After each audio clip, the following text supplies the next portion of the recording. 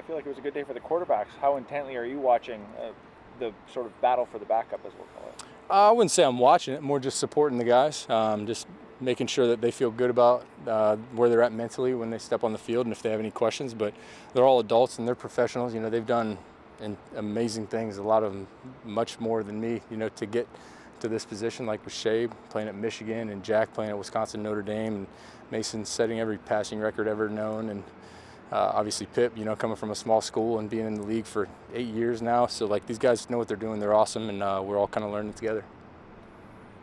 Trevor, just I want to kind of do a deep dive into your recovery process just ahead of week 1 here, and just looking back when the injury first happened, just what went through your mind, and when did it click in that, okay, this is the work that's needed to get back? Yeah, I knew something bad happened right when it happened, and because if you've ever broken a branch over your leg, that was like the sound that went through my head, and it happened a few times. And then they told me it was tibial plateau, and my brother-in-law had that, and he had a tough time in the rehab process. But kudos to my brother-in-law, because he kind of had his surgery. It was like thanks, and kind of did everything on his own. I have professionals helping me in every step of the way. But to say that I knew I'd be, you know, back to 100%. Would be a lie. Even you know, going back to February, you know, there's good days, there's bad days, there's tough times, but like I never let tough moments stretch to tough hours stretch to a tough day, and I tried to just stay in a positive mindset. And every day was a battle. And you know, I never really knew how it was going to respond until I got out here. And the first few days it felt good enough, but to be truthful, it's been better every single day. And honestly, I feel like I really am 100%. I don't feel any restrictions. I don't have anything going on. And truthfully, Jake Cousins, he's, you know, the head trainer at ARP Neuro, became a super close friend of mine. He spearheaded my off-season program. Greg Mayer was amazing first 3 months, along with ARP, you know, doing things, you know, them working together and allowing me to kind of use the ARP this off-season, which was truly remarkable in terms of just training, recovering, all those sorts of things. But yeah, Jake Cousins was huge for me, just an amazing mentor, brother of mine, and so is Greg Mayer. And but it was a battle. It's been a tough injury, and you know, when I first started researching it, it was a scary one. But here we are. I'm excited. What were those early days like where you couldn't even walk and you were just had to wait to even start rehab on it? Yeah. For 6-7 weeks, wasn't allowed to walk, and that was a tough discipline. And I wish I'd kind of asked more questions in terms of like, why can't I walk? Because at 3 weeks, 4 weeks, I was like trying to walk underwater, and it ended up swelling on me a little bit because I was a little bit of a bad patient. But because the meniscus needed time to heal and the bone was actually fractured in 5 places, it makes it a little bit more difficult. And so having that patience to begin, and really just having the patience throughout the process of why isn't it 100%? I know I started walking yesterday, but why is it not better? And, you know, I thought it was going to be easier, but, you know, when you research the tibial plateau, it's kind of a bear. But if I always say, you know, if you see me to fight with a bear, pray for the bear. What is this ARP machine? Can you just describe what it does, what you do to it? Yeah, for me to explain the science would be way over my head. It's a direct current machine. It uses afferent and efferent frequencies, communicates brain to body, body to brain, and there's different ways of going about it. There's just blood flow settings, there's rehab settings, there's muscle building settings, and then there's different protocols that they have for different things. They have anxiety protocols, they have, you know, swelling protocols. It's you know, concussion protocols. It's been kind of fun to learn, and I'm still learning about the machine. It's amazing, but yeah, it's been one that really has helped me get to this point, along with Greg Mayer. Has just been phenomenal in my rehab process. You know how tough it was for you mentally dealing with it. So just where you're at now mentally, just the fact that, yeah, 100%, and here you are 10 days away from another opening day here in the CFL. Yeah, praise Jesus. It's something I wasn't sure would happen, but all glory to God for me, and I think I might even actually run a ball a little bit this year. So. I feel like we had a lot of perspective conversations with you last year in training camp, and then to start the season around your 100th game and whatnot. Has this injury added to your perspective on life, and how has it maybe changed? Yeah, there hasn't. You know, you're always grateful to come out here, but sometimes, you know, it just feels like Groundhog Day. When you walk out here, it's like, man, I got another practice. Let's try and do well. Let's learn. Let's grow. But I've just approached each day with gratitude, like full gratitude that God's given me another opportunity to play.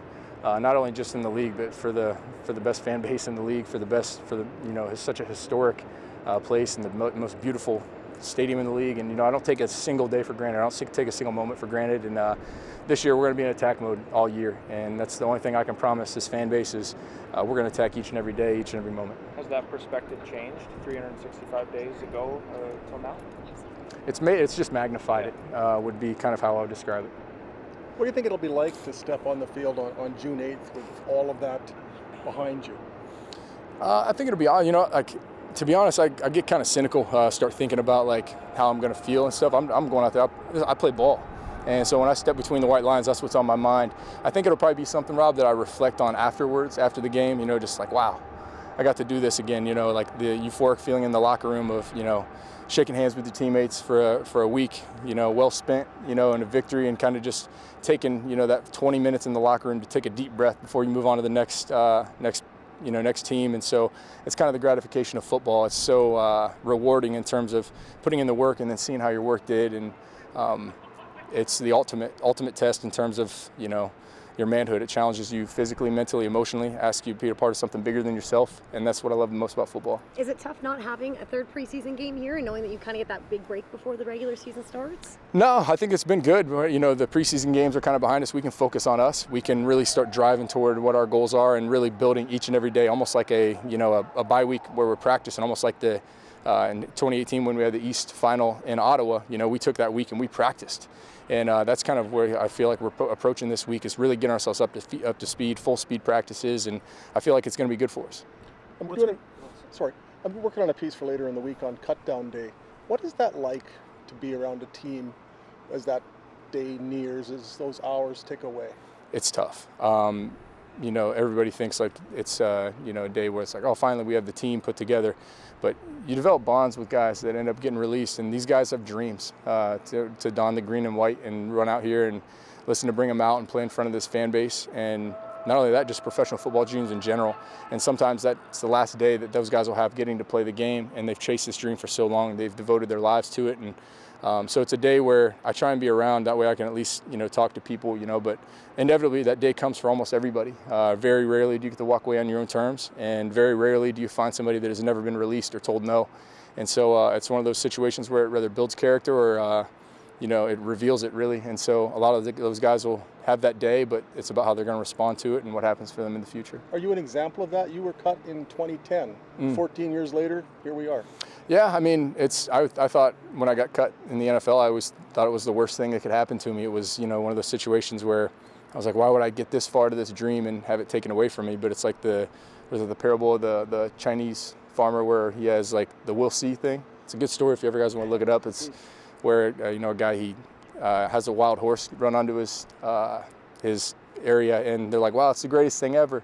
You have a wild horse. And he's like, we'll see. And the next day his son rides the horse, gets bucked off, breaks his arm. And everybody's like, wow, that wasn't the best thing ever.